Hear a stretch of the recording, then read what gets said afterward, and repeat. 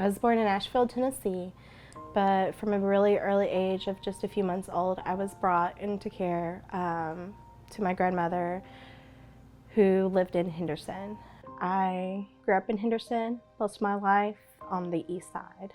We lived in the housing authority. Unfortunately, as a kid, I wasn't allowed to do many things. I wasn't allowed to really have friends over. I wasn't allowed to go outside and play with other kids. I pretty much was just confined indoors. I went to several different schools. I am still unsure as to why I was moved around a lot, but I went to South Heights, I went to 7th Street, to Jefferson, I went to Bengate. It was very hard for me to make friends at that time.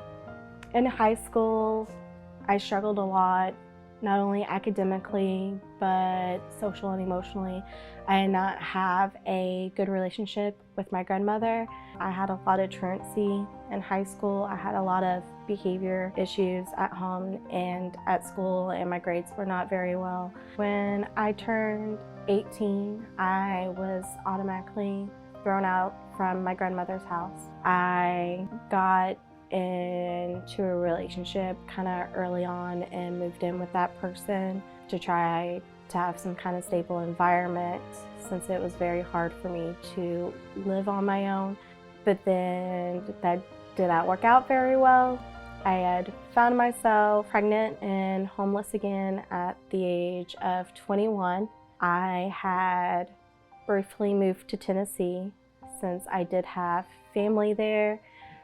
I did not know the support services there in Tennessee or how to help me and my son, so I had moved back to Henderson, Kentucky, where I was still homeless and continued to be homeless off and on probably until 2017. And I had moved back in 2015.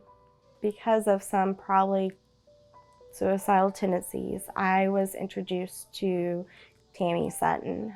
Chantel, when she first came here, was very quiet. She didn't make eye contact a lot. She was very shy. She didn't talk to anybody else really except for me. And she was, I guess you would say, she's downcast a lot. She didn't appear to be very happy about herself or her life. She desperately wanted to provide for her child, but she wasn't happy about the way things were. Being introduced into Audubon Kids Zone, I was able to get some intensive therapy.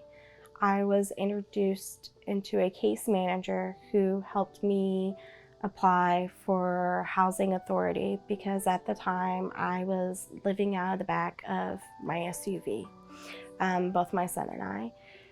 I did not have a safe environment. My son was still kind of nonverbal. He was not speaking very well. He had very strong behavior tendencies. He would throw himself to the ground, he would scream, he would hit himself or bang his head on the walls. Sorry, that was just one of the hardest parts.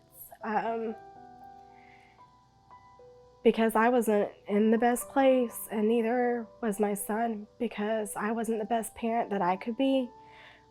But after being introduced there and was able to receive the therapy and eventually get housing, things slowly got better. The more she got empowered, the more she realized she could get an apartment. She could live on her own. She could provide for Julian in a way that was proper, and she could be able to do things and be empowered for herself. The more you saw the Chantel we see today come out, she became more lively, she became more interactive with people. Her expression became where she was really engaged and interested in other people and other kids here. And this was after she said she didn't like kids. But you could tell she just kind of came alive with all this.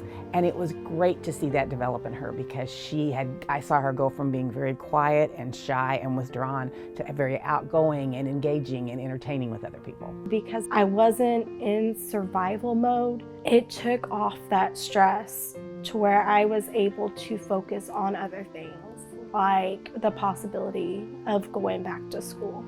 I remember there was a point when a teacher was leading a class, and I don't remember the exact moment, but I know she was struggling keeping on task with a project.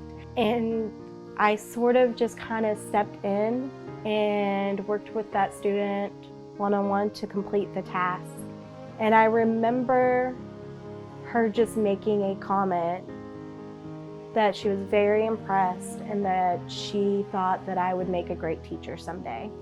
I never really thought she wanted to be a teacher, but after getting to know her for the entire year, you could tell that she was eager to find out more. And I think that it had stemmed from wanting to learn more about her own son and trying to get to help him as much as possible. I've seen her go from a parent that was just curious about how to help her own son to learning and blossoming into how can she help all students. She will go the extra mile. She will go get trained or talk to other teachers. I've really got to see her grow into an actually awesome teacher. I never thought I would be a teacher, but it planted a seed in my head of a possibility. In 2020, I graduated from HEC with my associate degree, and in 2022, I graduated from Murray State University with my bachelor's in elementary education with emphasis on LBD. After graduating, I was able to make enough money to move out of housing authority and get my own place. And I'm really proud of my mom for doing all of that because, taking care of a lot of kids is actually hard work. I just love her so much. I don't know how it can possibly, it won't fit in this room. It won't fit in here. By the way, this light is hurting my eyes. I know whenever I was younger, I would have loved for an Audubon Kid Zone or some kind of kid zone to be there to help level the playing field, to help give that support, to provide a safe space, to pretty much help me find my voice as a kid. And I'm still glad that I found it later on and was able to give my child something I did not have when I was younger. I feel very privileged to work at Audubon Kid Zone and to be able to help other children in their academics, in their learning, just to be a person, a safe person that they can talk to help give a safe space for these kids. Audubon Kid Zone's mission is to not only help kids, but to help families, and AKZ was able to help mine.